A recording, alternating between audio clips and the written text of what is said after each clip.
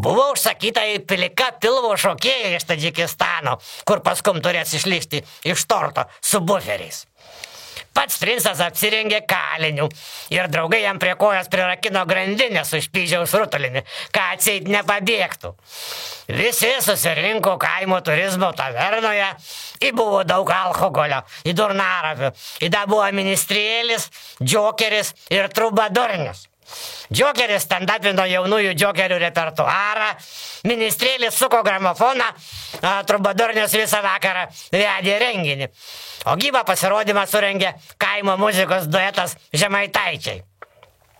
Kai princui trūko flionkė, iš torto išlindo tadžikė su buferiais ir pradėjo šokti pilvo šokį, nuo ko jai prasidėjo sąrėmiai.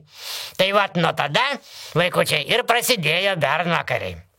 O kaipgi baigėsi mūsų jaunojo princo ir princesės istorija?